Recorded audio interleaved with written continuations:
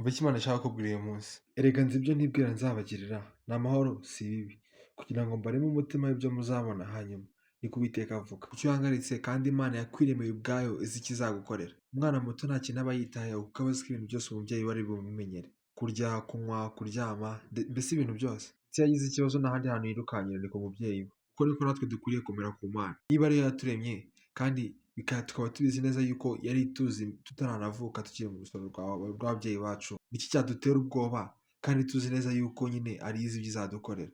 Abantu benshi ahantu bipfira ni uko bakunze kubona bari guca mu bihe bibi, bakavuga ati none se niba Imana izi ibyo inzagirira kandi nzi ko ari byiza, kubera iki ndi guca mu bihe bibi? Ariko wibuke neza yuko iyo bagiye gukora ji bagomba gufata imbuto bakazishwanyaguza. Iyo bagiye guteka ibiryo byiza nabwo bibanza gusaba ko babishyira mu mbabura bigashya bakabiteka kugira ngo bize bisa neza. Bivuze ngo ikintu cyose gikwiriye kubanza kikagira ahantu gica kugira ngo gise neza. Rero ushobora kuba uri guca muri ibyo bibazo kugira ngo Imana ibanze igutyaze neza, ikuremo umuntu ukomeye. Kandi ijambo ry'Imana ritubwiye ko ibyo Imana yibwira kutugirira ari amahoro atari ibibi. Nubwo bitameze neza, amaherezo n'ubundi bizagenda neza. Ko uwakwiremeye niwe uzi icyo azagukoresha. Wowe icyo usabwa gusa nta kindi ni ukumwizera. Shalom.